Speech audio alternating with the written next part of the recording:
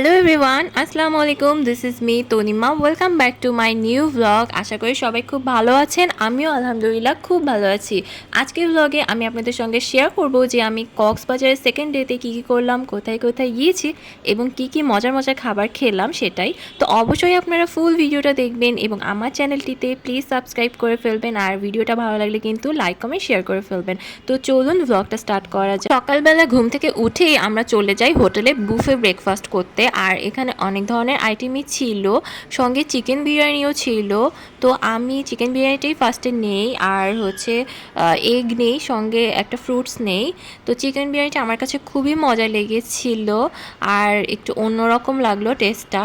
তারপরে আমি এক পিস ব্রেডও নিয়ে নিয়েছিলাম আর সঙ্গে কফি নিয়ে নিয়েছিলাম। তো সব কিছু মিলিয়ে ওভারঅল আমার খুবই ভালো লেগেছিল ব্রেকফাস্টটি। আর এইটা ছিল কমপ্লিমেন্টারি। আর সি ক্রাউন হোটেলের এই ব্রেকফাস্টটা আসলে খুবই মজার। এখানে রেস্টুরেন্টের ভিতরটা খুবই সুন্দর ছিল, পরিবেশটা খুবই চমৎকার, আর সেই সাথে ওদের সার্ভিসটাও খুবই চমৎকার ছিল। তো আমার কাছে সব কিছু মিলিয়ে ভালো লেগেছিল। আর আমার হাজব্যান্ড এইদিকে আমাকে ব্রেডে জ্যাম আর বাটার লাগিয়ে দিচ্ছিলেন।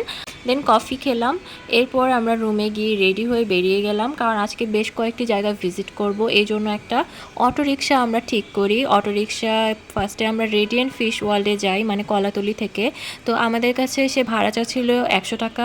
তারপরে আমরা অনেক দামাদামি করে 50 টাকা দিই, বাট সে নামার পরে আরও টাকা চায়। তো এইরকমই করে ওরা, সব সময় ভাড়া বেশি চায় এবং ভাড়া মিটিয়ে নেওয়ার পরেও আরও বেশি টাকা চায়। তো আপনারা অবশ্যই ভাড়াটা মিটিয়ে ফিক্স করে নেবেন। এরপরে হচ্ছে আমরা রেডিয়েন্ট ফিশ ওয়ার্ল্ডের ভিতরে যাই। আর এখানে হচ্ছে আমাদের পার পারসন টিকিট নিয়েছিল 300 টাকা করে। আর এই ফিশ ওয়ার্ল্ডটা খুবই ভালো ছিল, দেখার মতো একটা জায়গা, মানে অনেকটা বাইরের কান্ট্রির মতো, থাইল্যান্ডের মতো অনেকটা লুক দিয়েছে ভিতরটা। তো এখানে অনেক ধরনের ফিশ ছিল, তো আমার বেশ মজা লাগছিল, এনজয় করছিলাম ফিশগুলা দেখে।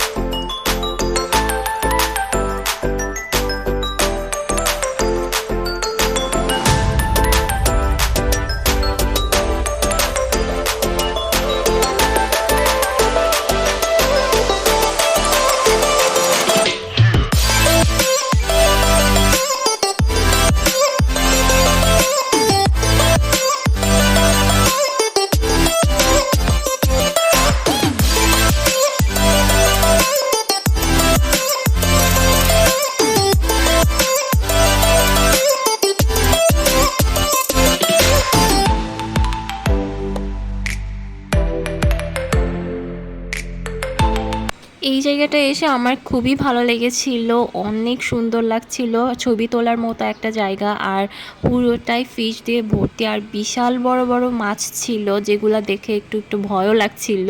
তো এনজয় করছিলাম অনেক।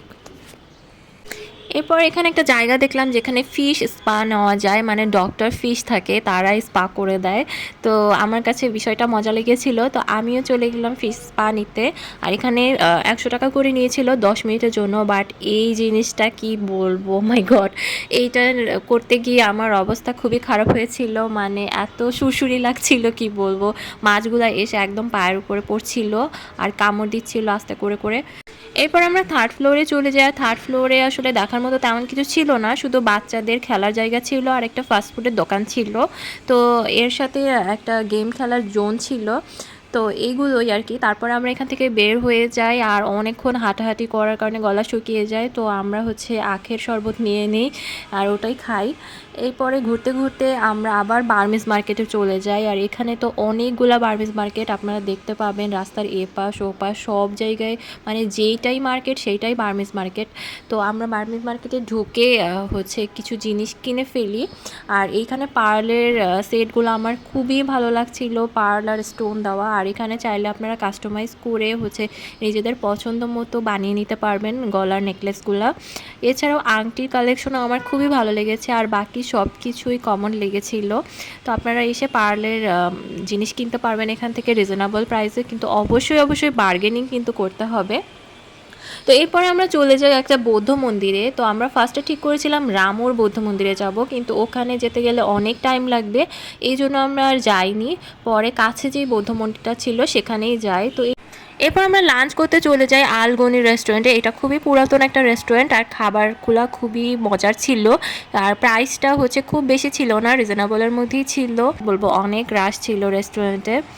তারপরে ওদের সার্ভিস কোয়ালিটি খুবই ভালো, আর প্রাইসটা আপনারা দেখে নিতে পারবেন মেনু থেকে, স্ক্রিনশট নিয়ে দেখতে পারেন।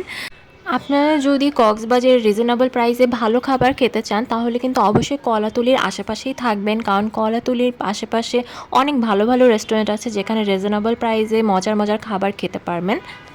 ভিডিওটা ভালো লাগলে লাইক কমেন্ট শেয়ার করতে কিন্তু একদমই ভুলবেন না, আর কেমন লেগেছে অবশ্যই কিন্তু ভিডিওতে কমেন্ট করে জানাবেন, আর আমার চ্যানেলটি প্লিজ সাবস্ক্রাইব করে ফেলবেন।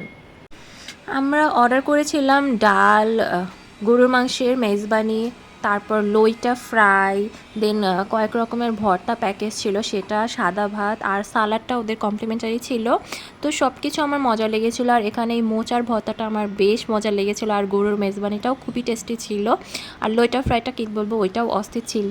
তো এরপরে বিকালবেলায় আমরা হচ্ছে সি বিচে চলে যাই, ওখানে গিয়ে একটু এনজয় করি। তারপরে রাতে আবার ডিনার করার জন্য হচ্ছে আমরা পৌষি হোটেলে চলে যাই। এই হোটেলটাও কিন্তু অনেক বিখ্যাত একটা হোটেল, আর খাবারও খুবই মজার, সার্ভিসও খুবই ভালো। আর পৌষি হোটেলের দুইটা ব্রাঞ্চ আছে, তো একটা হচ্ছে ঝাউবনে আর একটা হচ্ছে কলাতলি, মানে ডলফিন মোড়ের পাশে। তো আমরা যেহেতু কলাতলিতে ছিলাম এই জন্য ডলফিন মোড়ের পাশে যেইটা সেখানে আমরা যাই। এখান থেকে আমরা সাদা ভাত, কোরাল মাছের ভর্তা, কালা ভুনা, আর হচ্ছে ডিম আলু ভর্তা, দেন আরেকটা নিয়েছিলাম ডাল। তো সব কিছু আইটেমই অস্থির ছিল, কালা ভুনাটা খুবই মজার ছিল। তো আপনারা অবশ্যই পৌষি হোটেলে কালা ভুনাটা ট্রাই করবেন। আর কোরাল মাছের ভর্তাটাও আমার কাছে বেশ ইউনিক লেগেছিল, অনেক মজা ছিল। আর এই ছিল আমার আজকের ভিডিও, আশা করি আপনাদের ভালো লেগেছে। ভালো লাগলে কিন্তু অবশ্যই আমার চ্যানেলটি সাবস্ক্রাইব করে ফেলবেন এবং কমেন্ট করে জানাবেন যে ভিডিওটা কেমন লেগেছে। আর নেক্সট এই ভিডিওটাও আমি খুব তাড়াতাড়ি আপনাদের সঙ্গে শেয়ার করে ফেলবো। সেই পর্যন্ত সবাই ভালো থাকবেন। আল্লাহ হাফেজ।